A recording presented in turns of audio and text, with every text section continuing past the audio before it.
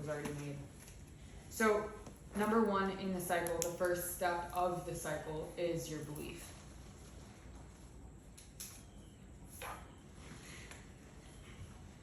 And I'm going to walk you through like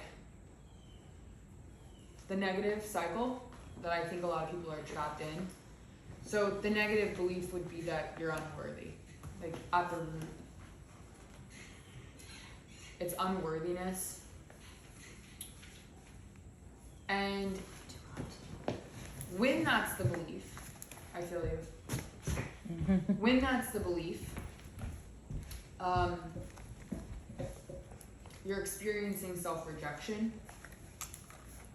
and it affects your contribution.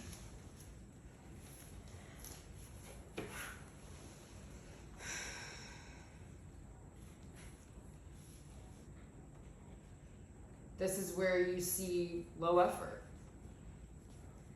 You see maybe what you perceive to be high effort with unachievable standards.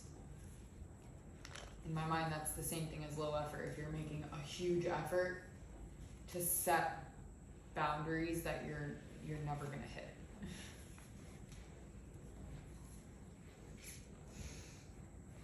This is where like trying quick fad diets because you know it's gonna be short-lived. That falls under contribution. With low effort, with self-rejection, you have shitty sleep. You have poor self-talk. You're stressed. You're living in stress. If everything is stressful, it's a reflection of your contribution. Inconsistency with your movement, your habits. And also, I want to add in constant stimulation. Like I used to need Netflix in the background all the time. Or like I had to have a podcast on or something because like I didn't want to sit with myself. So that constant stimulation, and we perpetuate that a lot of times by creating problems that aren't there, because if they weren't there, we would be alone with our thoughts. Your negative contribution, believe it or not, the things you're doing on a day-to-day basis are what's affecting your gut health. And this is where hopefully you're surprised to see gut health come up in a self-love talk.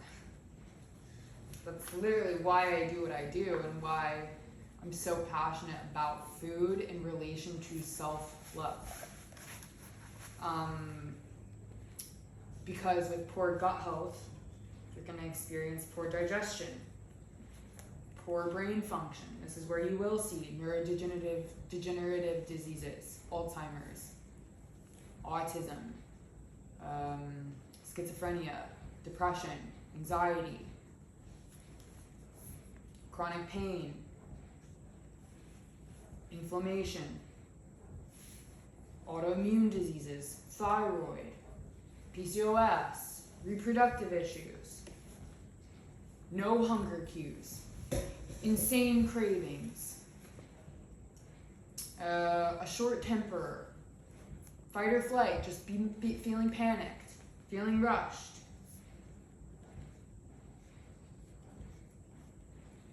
Which you might be thinking sounds a lot like your mental health.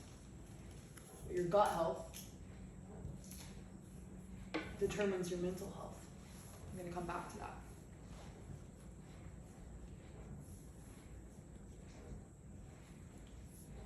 Mental health is where you're going to see low serotonin production, low dopamine, low oxytocin, craving substances to produce those things. Substances including not just drugs and alcohol, sex, TV, sugar, gossip, sugar. All of these things are substances. Social media. Negative self-talk. Yeah. This is where a poor mental health creates the addicted brain.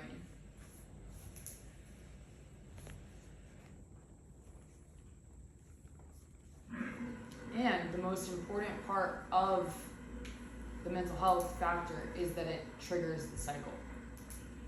It feeds the belief system. Once you have that mental health like locked in, it's triggering. I feel this way, see, and it feeds into the belief. It affirms the negative belief. I'm not worthy. I'm a piece of shit. I mean, like, let's be real. How many times have you said in your mind or out loud, I'm a piece of shit? Literally all the time. I'm the worst. I suck. You're affirming the mental health, which feeds the belief. So that's the negative cycle. Now, before I explain the positive cycle, I want to explain a little bit about these 4 parts and how they work together. So let's go back to beliefs. When I think about my belief system and changing this cycle from negative to positive, I want to be asking myself questions. Beliefs can be challenged. Beliefs can be challenged. The way you challenge your beliefs are by just getting curious with first what they are. What is it that I believe about myself? Where does this come from?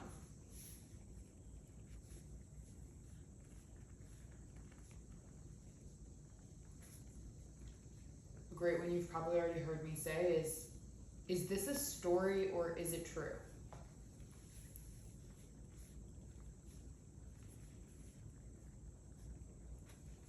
Challenge your beliefs, because the reality is your beliefs are a set of stories. Your beliefs are what you tell yourself. You just start to believe them after a certain period of time. Most of our beliefs are stories. So get curious with what your beliefs are and why you believe those things. A lot of times we see it comes from our parents, comes from being bullied, comes from what I just thought I always knew, comes from diet campaigns and labels and fake celebrity ads, like whatever it might be. Most of the time it's a story. When it comes to changing beliefs, I also like to ask, what would I tell my child, my spouse, my best friend, if they were telling me these beliefs about themselves? Because finding compassion for ourselves is the ugly parts of ourselves. It's one of the hardest things to do. And so if you're trying to start with just changing the belief to change the whole cycle, that's a really hard place to start. Like, starting with shifting beliefs is a hard spot to start. I'm going to show you an alternative where you can start too. But if you start with beliefs, a really easy way to do that is find compassion for someone that you love first. It's sad, but usually that's not ourselves. So think about what you would tell somebody else and then apply that. When it comes to your contribution, your action, the only thing I really want to say about contribution, which should stick with you, is you will always have resistance around doing what's good for you if you don't believe that you deserve it. Always. There will always be resistance. Why does this diet feel hard? How many times have you heard yourself or someone else say, I just can't control myself. I have no willpower. No. You just don't believe that this is for you. So there's separation. You create separation within yourself. That's going to feel pretty conflicting. That's going to feel hard to stick to because you don't actually think you belong in that camp. Does that make sense? Mm-hmm. So your contribution will always be impacted by your beliefs. So you've got to believe it to be able to make the contribution worthwhile. So here's where the secret sauce comes in. And it's a really, really, really understudied and undervalued part of our health is our gut health. And spoiler alert, it's easier to change this cycle by starting with your gut health, I think. Your gut health, there's more evidence that shows that your gut health impacts your mental health than even the other way around. I'm depressed, I feel like shit, so I have no appetite. I'm anxious as fuck, so I just snack and snack all day. There's actually more evidence that says the opposite. What you're putting in your body is making you feel this way. In your brain, not just in your body. The neurotransmitters that are responsible for maintaining your mental health, maintaining your mood, are created in the gut.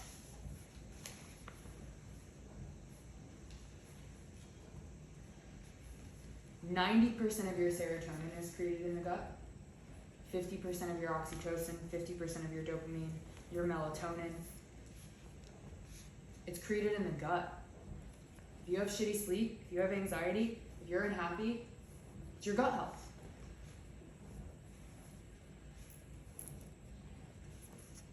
What do? Diversify the plants that you eat. Try new things. Put things together. Get more fiber. Processed food is literally that. It's broken down for you. Your gut doesn't have to break it down because it's already processed. When you eat foods that are fibrous, aka not processed, your body has to process them, and it keeps your gut in check. Eat more fiber. Eat pre and probiotics. You can take a supplement. Most people don't get enough. And eat omega-3s, like your fats, your healthy fats.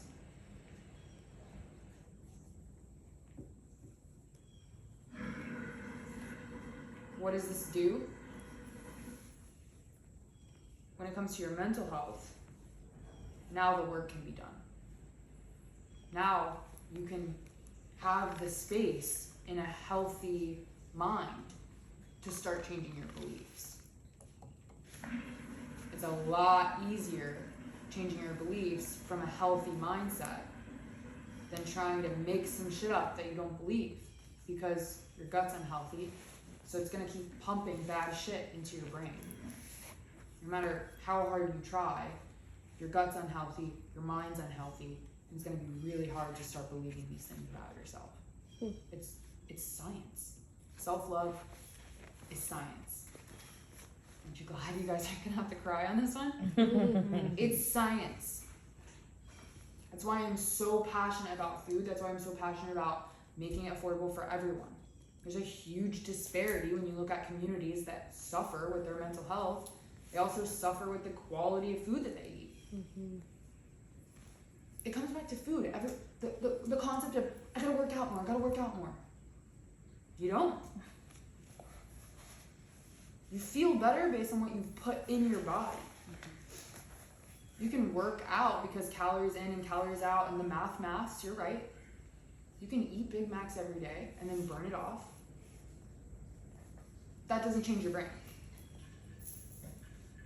The solution is not, movement is important. The solution is not the gym. The solution is your food.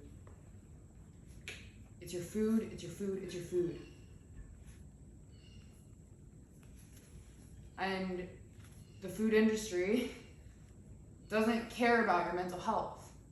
They actually love it because they work with the pharmaceutical industry to give you fucking antidepressants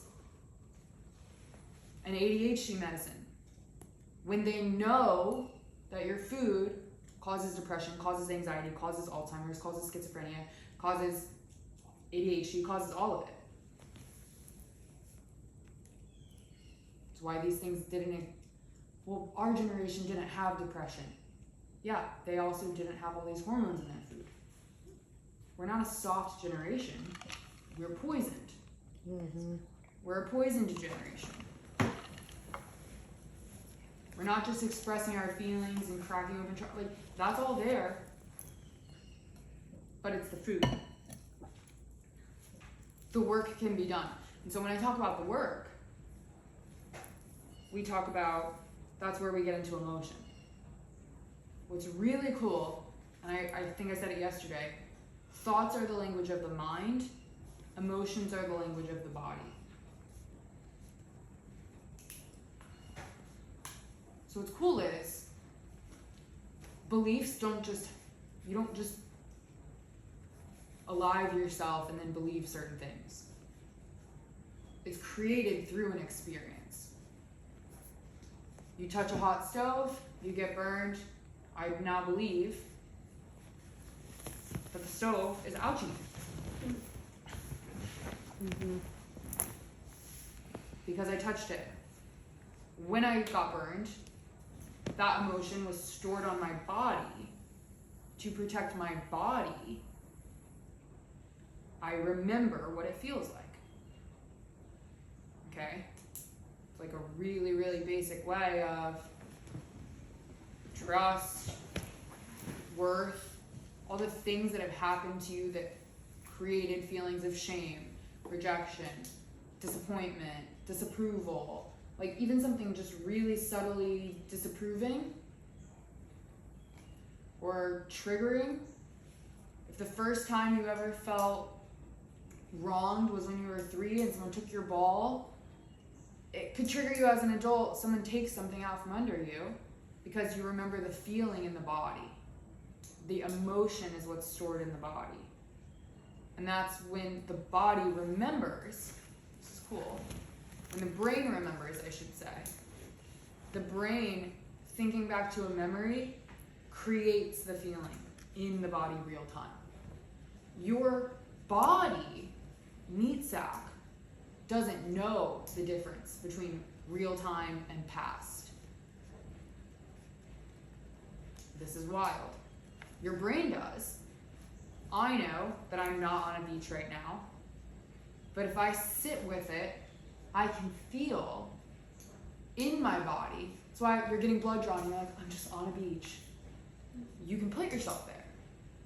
Your body will release the hormones of the memory as if it were real time. So when we feel a feeling, stress, panic, upset, disapproval, shame, when we think we're feeling it, we're actually remembering it chemically. We think we're just remembering it, but the way the body communicates is with emotion.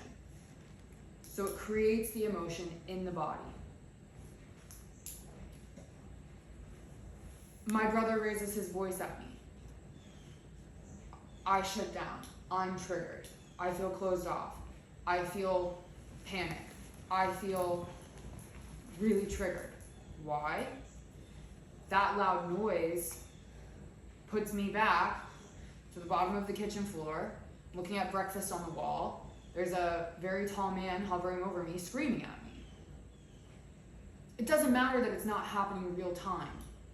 My body puts me there real time because that's what it remembers.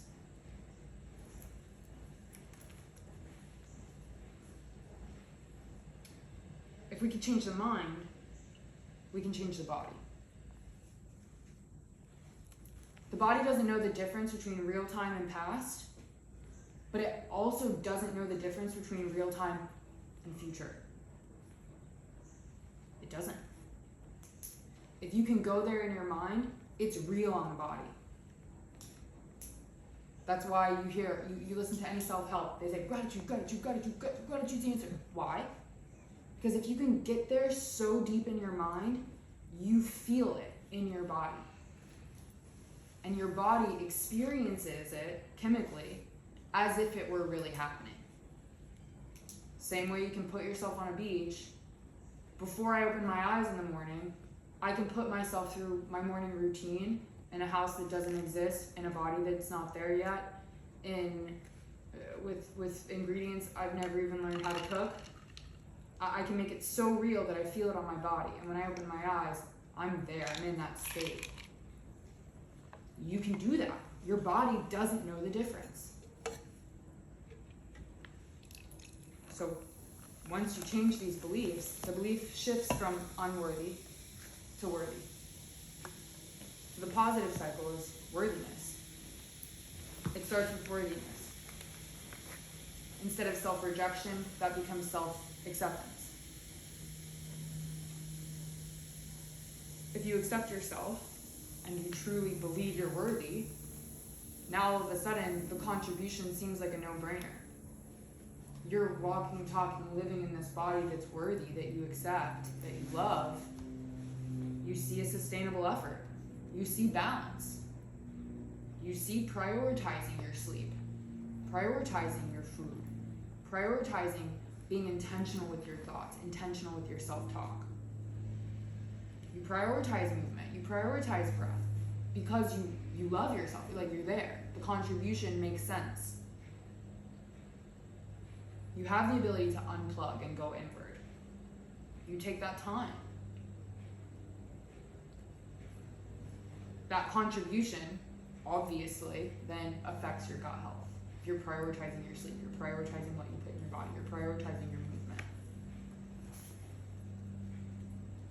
You have regular digestion. You have reduced inflammation. Your symptoms are going to clear up. You have a healthy working metabolism. Regular periods, good skin, good mood, healthy reproductive system. The other thing you'll notice is that your gut feelings of panic and anxiousness, that's real, scientifically real. You start being able to trust your gut. You can trust your intuition. You can feel butterflies. Those are real things. The gut-brain connection is like the most interconnected of any other part of your nervous system.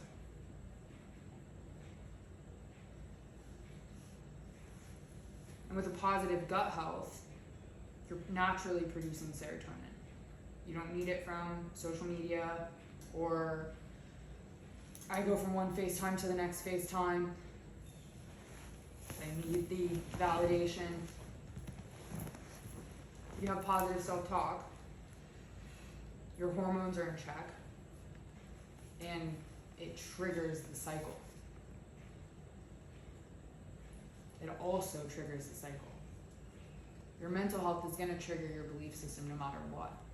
Your beliefs are going to trigger your contribution no matter what, which impacts your gut health, which impacts your mental health. I will die on the cross, this cross, saying, not the cross. Food is the answer. Because you can change your food like that. Your food will change your gut, which will change your mindset, which will change your belief system, if you do that work. Remember, a happy, positive mind doesn't just undo all your trauma. It creates a space for you to do that work. You do that work, you start to love yourself. More contribution. So that's why I say it starts with what's sustainable for you. Because you're not going to radically change the biome of your gut with doing something for every Monday and then you fall off. Or even, hate to break it to you, 75 days. It'll change your body, but it doesn't drastically change your gut biome. So that's why I say it's got to be sustainable. Something's better than nothing. Find swaps. If you can start to slowly change your gut, you will slowly change your mind. And a healthy mind, you'll be able to have the space to do the work to start to love yourself. When you love yourself, you will do more work to improve your gut. It's not that I don't like candy, it's that my body doesn't want it. I'm allowed to have whatever I want. And if we're on a car trip, I'll probably eat some Sour Patch Kids or some Sour Straws, or whatever the fuck they're called. But I don't crave them. My body doesn't want them. It doesn't do anything for me. Because the more I get momentum in that direction, the more contribution is positive for my gut. That's what it comes back to. That's it.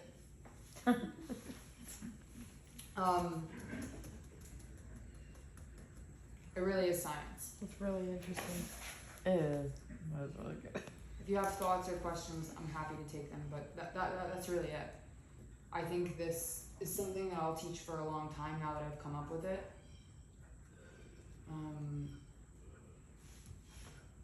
Yeah.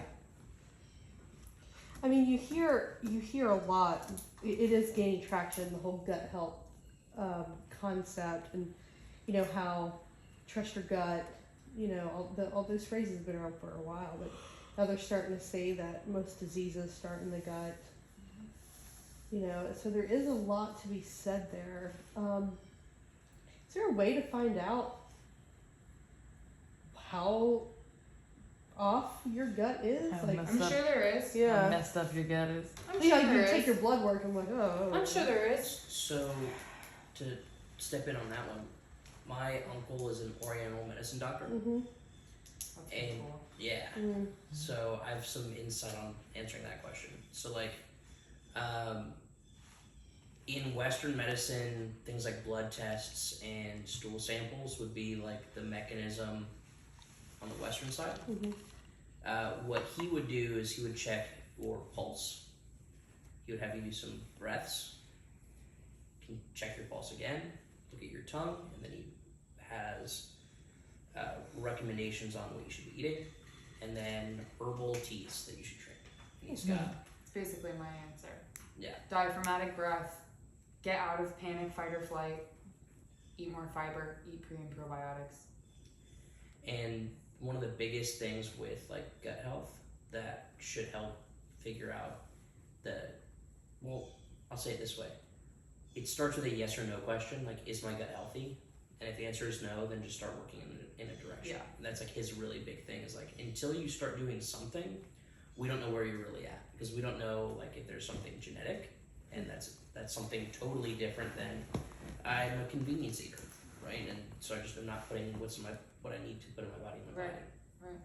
So starting with addressing like the food stuff, like Liv says, is like, yeah, you can't really, none of the rest of it really matters until you do that. The thing is, even genetics, I would go so far to say that like they don't mean shit. We genetically look like our family because we eat like our family. Mm-hmm. Yep, you can turn them on and off. Yeah, like that's the thing. It's not I've got bad genes. It's like your family has a pattern of eating the same way. Mm-hmm. And the other thing you can look at is, well, but my family didn't look like this. Well, if your grandparents had a farm and they got all their dairy from the cow and slaughtered their own cow and collected eggs, you might still be eating all the same things, but our food's not the same anymore. Mm-hmm. It's just not. And they worked outside and they moved Yeah. their body more. Yeah. So it's like, it's genetics play a big role, but you got to look at more than like you can change your genes. The gene production for your mental health happens in your gut. So you can change your genes to an extent. You're not stuck with what you're given necessarily. There are some exceptions, but there are also, I mean, even things like type 1 diabetes, I believe, you can reverse those things Mm-hmm. through food. So yeah, but like I would go so far to say that like my gut's not even in perfect health. I still experience enough stress in the form of anxiety Mm-hmm. that I would say I'm still like a pretty anxious person. And I definitely still overthink quite a bit. That tells me that my gut's not healthy. Mm. Like just those mental symptoms that I can experience, you can trace them back to your gut. So the answer for most people is probably no. And yeah, the way you tip the scales is just starting to work in that direction. And then over time, like if you know you're eating what you should be eating and you're drinking enough water and you're moving your body, at that point, like where Liv is at, where it's like, okay, there's still some stuff going on. Okay, well maybe there's like a detox that needs to happen, or maybe there's like a certain like missing vitamin, right? Like that's where you start Right. digging in deeper and being like, I really need to be on fish oils. Like, Right. but until you do the first things, like what if you add fish oils and you mask the actual problem, right? Because like if we're very simple in a lot of ways and we're very complicated in other ways, chemistry sets. So putting the right stuff in your chemistry set to see what happens is a really good way to get like a Yeah. baseline. It's observation. It's data collection. When I stopped like smoking weed every day, my anxiety shot through the roof. Mm-hmm.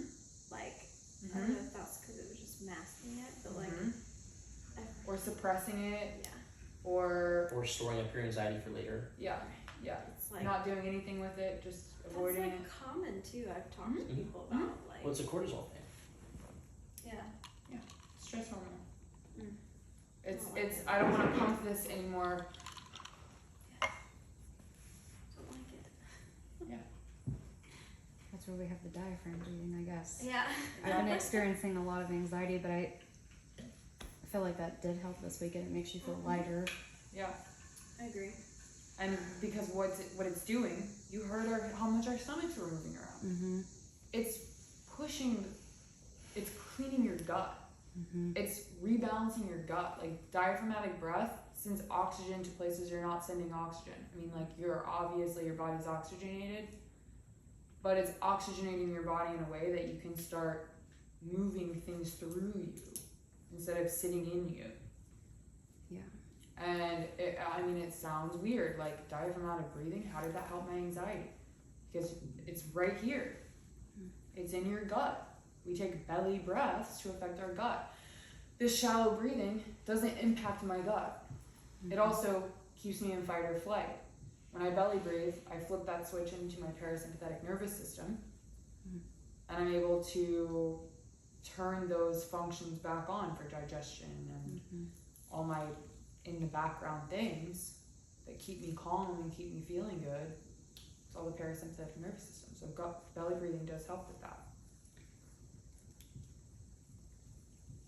Any other thoughts, questions? Because we shifted the schedule a little bit tonight. Tonight isn't a free night anymore. I want to do dinner a little earlier, around 7, eating, so that by 8:30 we can do our last message of the night. I want to start cooking at like 5:45. I'm gonna probably start prepping things at 5:30 if you want to join, but we'll start official cooking class at 6. That way we can eat by 7. So between 5:30 and 6, come find me in the kitchen.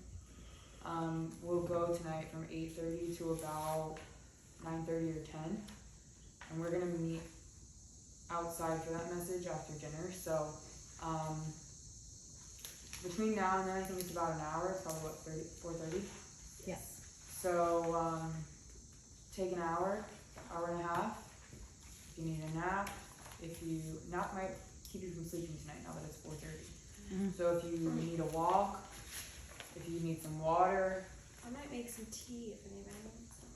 tea sounds nice. Tea does sound nice. So, do what you need to do. This could help. This message could help get you some more clarity on where you might be bringing shame.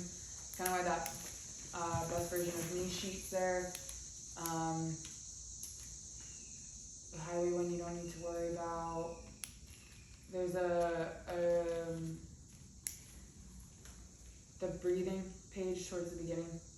Breathing exercise, trying that 4, 7, 8. Then inhale 4, hold for 7, exhale for 8. When you inhale, it can be through the mouth or the nose, but when you exhale, really focus on like you're breathing through a straw, blowing out candles on the ceiling if you're laying on your back. So do what you need to do for an hour-ish, and we'll meet back in the kitchen between 5:30 and 6. Cool beans. It's like getting sleepy. I know. It's that way. Warm.